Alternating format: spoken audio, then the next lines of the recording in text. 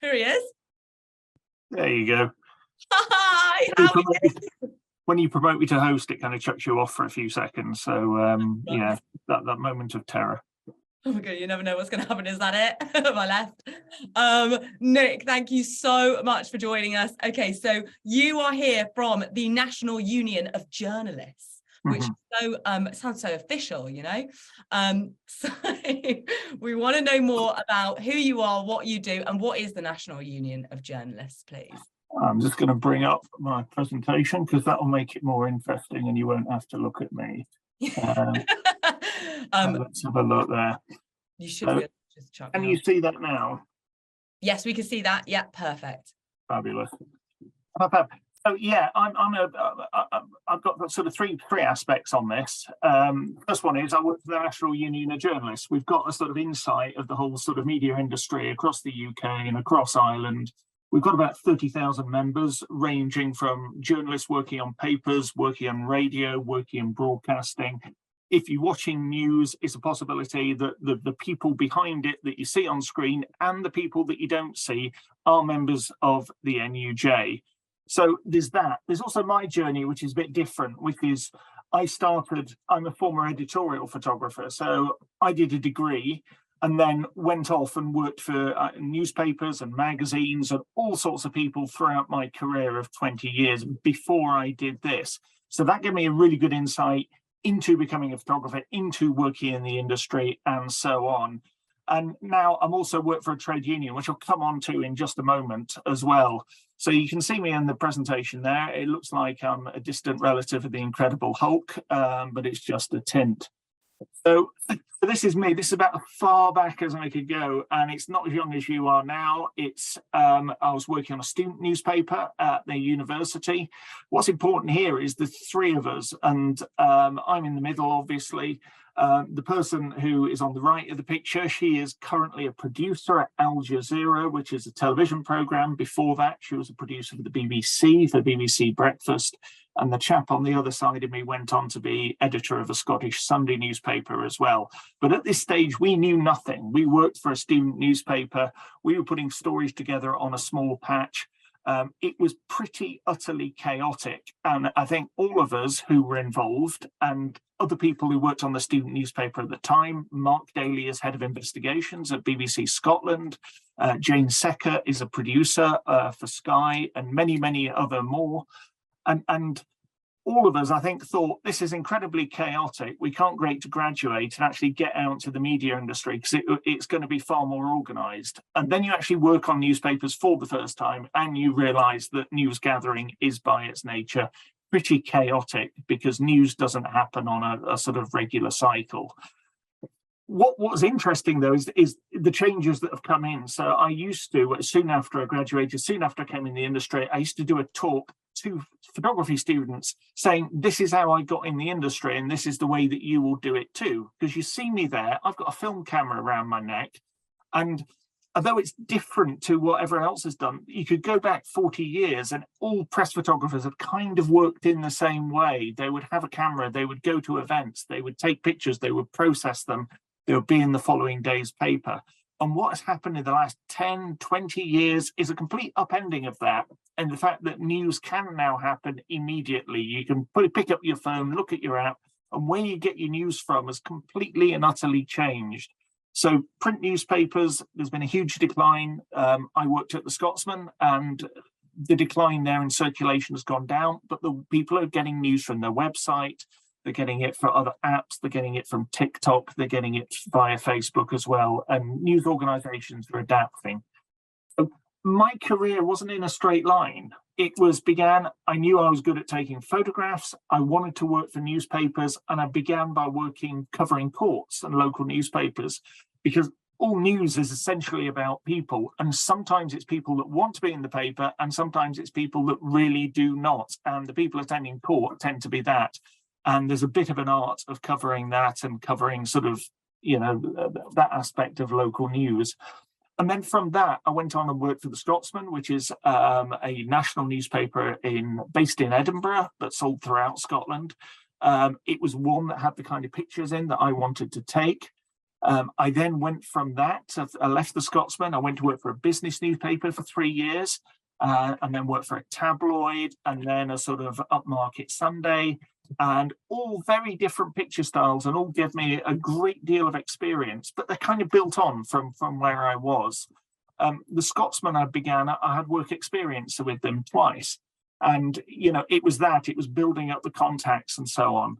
And then I went from that, I worked from Corporate Things. My cat joins here, not a full-time employee, but unfortunately lives with me and doesn't understand personal space.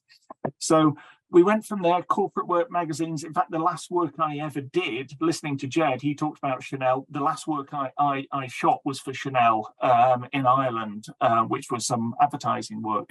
And then I went from that into trade union activism. But it's not a straightforward route at all. And all that time I was actually freelance, which I'll come on to in a minute, because it's a completely different way of working.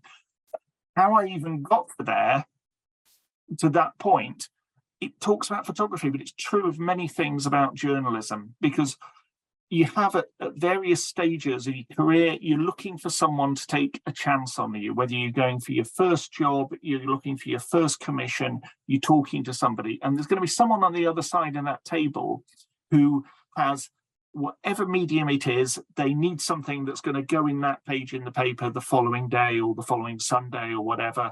They need to make sure that they have something. They need to make sure that you can do that. And the best way to get people to have faith in you and trust you is to show that you've done little bits before then that are very similar.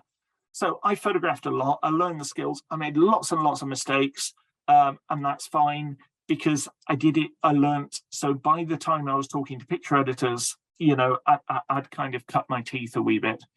I found my own stories to cover. An example was I managed to blag my way into working with the local fire brigade overnight, and I would actually work with the crew, and whenever they went out on calls, I would go with them and photograph them. And very, very intense thing. I'm not sure I get away with it now, but I managed to do great stories out there, and you had to build those personal relationships with the people you worked with who were putting their lives at risk, and be trusted to be safe around these things. And about this time, I was still only sort of 17, 18, 19. And, it's not very old, but I was able to do that. And then I'd go in and show them what I did, and they were happy with that. So, and that was great. So stories like that I worked on, I then showed them to editors who commissioned me to do similar work. So an example is I took the work that I had done with the fire brigade, showed it to an editor at the Big Issue, and she said, that's fantastic. We have 7 pages of the magazine. We'd like you to do what you've done here, but with the police. So I set that up myself, knew the sort of how difficult it was to sort of get embedded with the police. And it was the same thing, working on night shift, going out, photographing officers, and so on. And getting people essentially to trust you. And a lot of journalism is like that, is getting people to trust you in a very short amount of time. So we did that. So then that published work I'd done, I could take from the Big Issue, I could take to someone like the Scotsman or whatever, and a picture editor would see that someone else had made a chance on me and could probably be trusted to, go and see if I could get pictures for something for the next day's paper. So it began in incremental steps, but it was taking the first step of going out there, finding news, creating things yourself. And the advantage was I had cameras, but now everyone has a camera, everyone has a video camera, everyone has that ability to actually sort of go out and actually test for themselves and produce something and learn the skills on the job. I then use that paid work to find more creative work. I'd use that creative work and take it back to picture editors and say, look, this is the kind of work that I wanted to do. So I was a freelance. That means you work for yourself, you work for the company, you're not an employee of the company. Don't wait, get started somewhere, find your own work, go and talk to people as much as possible. And that's about finding your own opportunities if you're a freelance, talking to picture editors. There are people who I knew that I worked with 20, 25 years ago who I'm still sort of working with today in my current job. So find your opportunities, both for stories to tell and within the industry with contacts that you can have. Everyone that you meet that works in the journalism industry as a potential contact, make sure you drop them a note, make sure you follow up on that so they know you're interested, and then show what you can do, show the work you've done before, show it's less of a risk for them to commission you. But on the other hand, if you're looking at finding a job in journalism, you have to find what you love. It's slightly different. Now, in the NUJ, about 3/4 of our members are staff, about a quarter of them are freelance, but it varies a lot. So the photography industry, for example, is about 90% freelance, probably a bit more now. So finding a job in journalism is finding what you love, finding the passion, finding the dedication, show that you are interested in, because all journalists want to do is to find something that people don't really know a lot of and then tell as many people as possible, or tell it in the most interesting way. And that takes passion, it takes a bit of drive.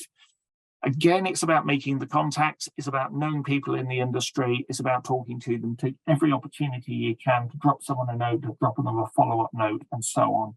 I had photographers on work experience who never took up the opportunities that had been offered, and others that were really dedicated. And it was the second lot of people who kept in contact and so on, who went on to have great careers.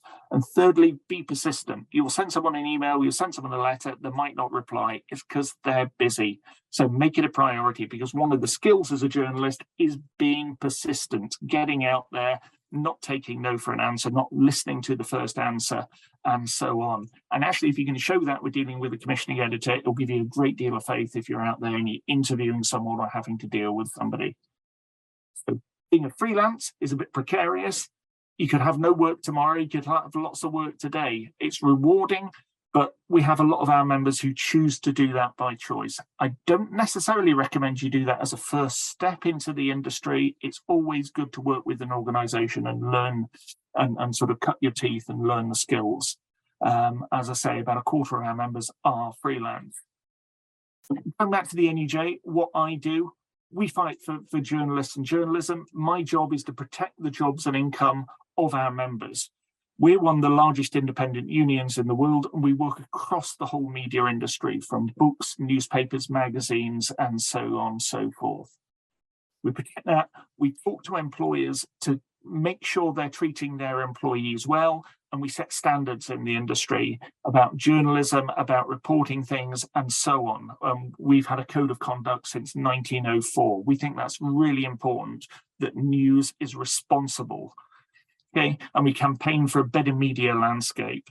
So there's a diversity in newsrooms, so that newsrooms look like the communities they serve. Okay, so trade unions in general, wherever you go into, you're never going to need one if you have a perfect employer, if you're going to have perfect pay, if you're never going to be discriminated against, if you're always going to get the same pay if you're a woman as you were a man, as long as you're going to have a safe workplace and your employer really cares about it, and as long as freelancers are paid in time, and so on. Now, if you have all of those things, you don't need a trade union, but I can tell you in 20 years, I've never met an employer in any industry that is that perfect. So the trade union is there to talk to employers on your behalf, to negotiate the best deal, and to make sure that you are protected and properly treated in the job that you are doing. So whatever industry you go in, find the trade union that's relevant and join them, because they will protect you, and it's the best thing you can do for your career. About the code of conduct, we uphold media freedom, the right of freedom of expression, the right of the public to be informed. It's getting news out there, essentially. But the way that we do it, we make sure that the information out there is honestly conveyed, accurate and fair. It has to be that for people to have trust in the media, because there are so many politicians, so many people who want to undermine the trust and the work that journalists do. But it's really important that what we put out there is as factual as we can make it on the day it goes out. And also we get that by honest, straightforward and open means. We try not to deceive unless there's absolutely no alternative to getting that other information. And we generally can, but it's really important that journalism has that ethical background and that journalists understand it. And also, we have to deal with people. One of the tough things you have to do, news happens often when people die, when people have been injured and so on. And one of the toughest jobs you have to do as a journalist is go and talk to the family, go and find out more about someone, so that stories can be accurate, fair, reflect the life of somebody. But it's a difficult thing to do when people are grieving. So You know, it's a very sensitive step. It's a very difficult part of any journalist's job, and so on. But our code of conduct makes it clear that we can only do that if it's justified, if there's public interest. And finally, we protect we protect the sources who provide the information. People tell you things in secret because they want it to get out there, and you don't tell anyone unless they don't want to be identified where that has come for. And we have journalists who have gone to prison because they are protecting the sources of the information. By doing that, more people come forward and more information gets out there that's important, that can be published and that can be changed things. Finally, we produce no material that's going to discriminate on the basis of age, gender, race, whatever. We want journalism to be fair, and you don't have to look far in some newspapers to know this is a bit more of an aspiration. We're getting better. We're getting guidelines on recovering all sorts of sensitive issues in the media that we're involved with, and we work with other organisations in, because we have to report fairly. Okay. So I think that's me. I think I'm slightly over time. So that's my background there. I'm happy to take any questions, but I don't know how much time we have. So I'll go back to you, Sam. Amazing. Oh my gosh. Well, that felt like a very journalist. Oh, we're back to you in the studio. I love that. Thank you. We actually don't have any time for questions. We did start a little bit later, so don't worry. You are actually in time. But we don't have any time for questions. However, I do just want to say thank you so much for that presentation. I personally am a big advocate of trade unions as well. That's why we've reached out to NUJ. I do think it is very important that students need to get clued up, like you said before, on what they are now, so that whatever industry they go into, you guys are aware that that is a thing that exists, a body that is on your side, which is great. I've learned so much about journalism. Thank you so much. This has been wonderful. And